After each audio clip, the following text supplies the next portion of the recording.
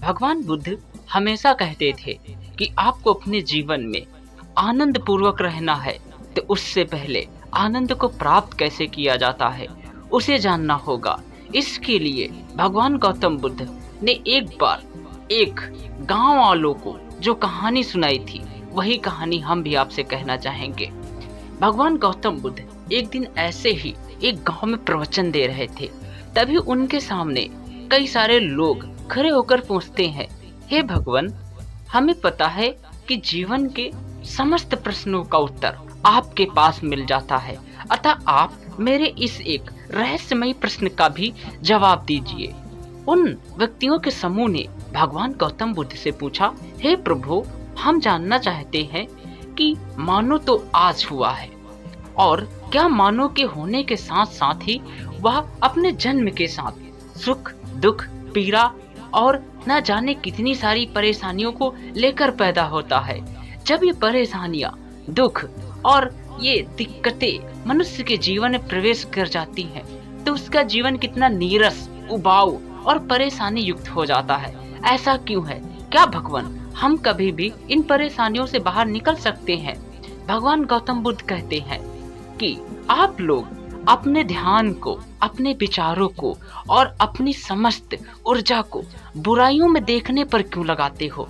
ये तुम अपने अंदर की समस्त ऊर्जा को सकारात्मक विचारों और सकारात्मक चीजों को देखने में लगाओ, तो तुम्हारा ध्यान कभी भी संसार की परेशानियों में ठहरेगा नहीं। हाँ, ये बात सत्य है कि संसार में दुख है, तो उस दुख का कारण भी है और उस दुख का निवारण भी है। किंतु हे गांव वालों, मैं तुमसे कहता हूँ, क्या हम अपने जीवन में सिद्धांतों, नियमों का पालन कर कर इन दुखों और पीड़ाओं से हमेशा के लिए मुक्त हो जाते हैं? नहीं, हम जीवन की वास्तविकता से जब तक सरोकार नहीं रखेंगे, जीवन की गहराई को नहीं समझ लेंगे, हम इन दुखों और पीड़ाओं से कभी मुक्त नहीं हो सकते हैं। हम इन दुख और पीड़ाओं से मुक्त होने के बजाय इन दुख और पीड़ाओं के कारण को जानने का प्रयास करें, तो हम पूर्ण रूप से इन दुख और पीड़ाओं से मुक्त हो जाएंगे। तो तुम पूछ सकते हो कि हमारे दुख और परेशानियों के कारण क्या हैं? तो मैं इसका उत्तर देना चाहूंगा। तो गांव वालों, ये जितनी भी दुख, पीड़ाएं हमारे अंदर जन्म लेती हैं, उनका एकमात्र स्रोत होता है हमारी इच्छाएं। अब इच्छाएं क्यों हमारे अंदर उत्पन्न होती हैं? हमारी इच्छाएं हमारे जीवन में कुछ पाने के लिए या कुछ भोगने के लिए उत्पन्न होती हैं, जिससे एक कर्मों की श्रृंखला चल पड़ती है। जब हम इन इच्छाओं को पूरा करने के लिए इन कर्मों के पीछे भागते हैं, तो हम अपनी समस्त ऊर्जा को इन कर्मों में लगा देते हैं, जिससे हमारे अंदर एक तनाव पैदा होता है, और ये तनाव ही हमारी अधिकांश परेशानियों की जड़ हो सकता है। किंतु मैं निश्चित रूप से नहीं कहता हूँ कि तनाव ही तुम्हारी समस्त परेशानियों का कारण है। तुम अपनी परेशानियों का कारण स्वयं खोजने का प्रयास करो, क्योंकि समस्त मानव के विचार अलग अलग होते हैं। समस्त मानव एक जैसे विचार नहीं सोचते हैं। जैसा मैं सोचता हूँ, जैसे शब्द मैं कहता हूँ, तुम्हें शायद ना पता हो कि मेरे हर एक शब्द के पीछे मेरा कहने का क्या भाव है। तुम सिर्फ मेरे शब्दों को पकड़ोगे, मेरे उन भावों को नहीं पकड़ सकते, जिन भावों को मैं इन शब्दों के माध्यम से तुम्हें समझाना चाह रहा हूँ। तो जब जीवन की वास्तविकताओं में उतरकर तुम शब्दों से ज्यादा अपने भावों, अपने एहसासों को समझने का प्रयास करोगे, तो तुम्हें तुम्हारे दुखों का कारण मिल जाएगा। और एक बार जैसे ही तुम्हें तुम्हारे दुखों का कारण तुम्हें पता चल गया, तो तुम इनसे मुक्त होने के लिए प्रयास करोगे। और जब तुम प्रयास करोगे, तो तुम्हारे सामने नए नए रास्ते स्वतः ही खुल जाएंगे। तुम्हारा अस्तित्व तुम्हारे लिए नए नए हजारों रास्ते खड़ा कर देगा। उनमें से किसी भी एक रास्ते का चुनाव कर तुम जीवन के गहराइयों में उतरना सीखो। वहां पर से तुम देख सकोगे कि सुख और दुख एक ही सिक्के के दो पहलू हैं। जिसे हम सुख कहते हैं, शायद वो किसी के लिए दुख भी हो सकता है, और जिन्हें हम दुख कहते हैं, शायद वही किसी के लिए सुख हो सकता है। मैं तुम्हें इससे संबंधित एक कहानी सुनाना चाहूंगा। भगवान गौतम बुद्ध उन गांव वालों को एक कहानी सुनाते हैं।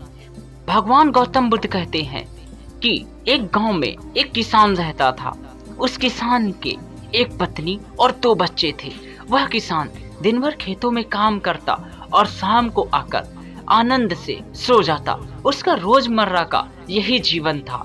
तो उसकी पत्नी अपने पति की इस अवस्था को देखकर अक्सर सोचती थी कि मुझे तो नींद नहीं आती है, किंतु मेरे पति इतनी चैन भरी नींद कैसे सो लेते हैं, इसका क्या कारण है। उस पत्नी ने यह जानना चाहा कि उसके पति को इतनी अच्छी नींद कैसे आ जाती।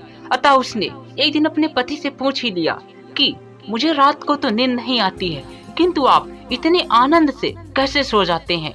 उस किसान ने अपनी पत्नी को जो जवाब दिया वो जवाब तुम्हें भी सुनना चाहिए। उस किसान ने कहा कि सुनो, जब मैं दिन भर काम करता हूँ तो मैं अपने काम में तल्लीन रहता हूँ, जिससे मेरे मन में फालतू के विचार नहीं आते और मैं अपने काम में मन लगाकर काम करता रहता हूँ। और जब मैं शाम को आता हूँ जब मैं शाम को घर आता हूँ तो मैं बहुत अधिक थक जाता हूँ, जिसके कारण मुझे बहुत अधिक नींद आ जाती है। तो उसकी पत्नी ने कहा इसमें कौन सी बड़ी बात है, कोई भी थक जाने पर ऑटोमेटिक अच्छी नींद प्राप्त कर सकता है।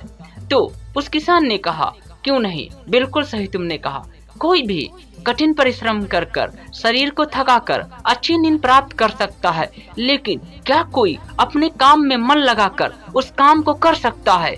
उसकी पत्नी ने कहा शायद यह काम करना बहुत कठिन होगा, क्योंकि मन बहुत चंचल है, इसे संभाल पाना मुश्किल है और इसे किसी भी काम में लगवा पाना उससे भी अधिक मुश्किल है, क्योंकि मन का स्वभाव होता है विपरीत की ओर भागना।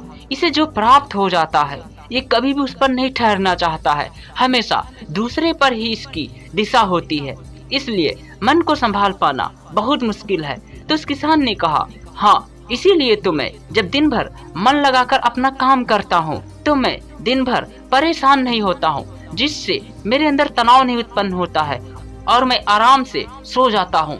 लेकिन यदि मैं अपने मन को काम पर न लगा पाता और व्यर्थ की बातें सोचता तो मेरे अंदर तनाव उत्पन्न होता। उस तनाव स्वरूप मुझे कभी भी रात को नींद अच्छी न आती, चाहे मैं कितना ही अधिक शारीरिक श्रम करूं।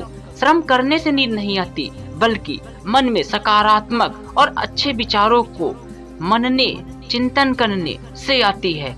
तो भगवान गौतम बुद्ध अब उन गांव वालों से कहते हैं क्या तुम समझ सके क्यों तुम्हारे जीवन में इतने अधिक कष्ट, परेशानी और दिक्कतें होती हैं, क्योंकि तुम्हारा मन अभी बहुत चंचल है। अपने मन को संभालना सीखो। जिस दिन तुमने अपने मन को संभालना सीख लिया, इसे जो काम करते हो उसमें तल्लीन कर दो, उसमें पूर्तिया इसे डुबो दो, तो तुम पाओगे कि तुम्हारी समस्याएं, परेशानी, दुख उतने समय के लिए पूर्तिया नष्ट हो जाएंगे। जैसे ही तुम्हारा मन भागने लगता है, इधर उधर भटकने लगता है, तभी तुम्हारी परेशानियां और दुख तुम्हें घेरते हैं। तो दोस्तों, भगवान गौतम बुद्ध इस कहानी में यही कहते हैं कि जीवन में यदि सुखी रहना है तो तुम्हारे जीवन को अधिकांश समय खुशहाल बनाया जा सकता है अपने मन पर नियंत्रण करके। जब तुम्हारा मन नकारात्मक विचारों को धारण करे, लोगों के प्रति हीन भाव उत्पन्न करे, लोगों को घृणा भरी नजरों से दिखाए, तो आप इन्हें त्याग कर उन्हें प्रेममयी नजरों से देखिए। उनके साथ शालीन भरा स्वभाव कीजिए, लोगों से प्रेम भरी शब्दों में बात कीजिए। आपके अंदर स्वतः ही आनंद की किरणें फूटने लगेंगी।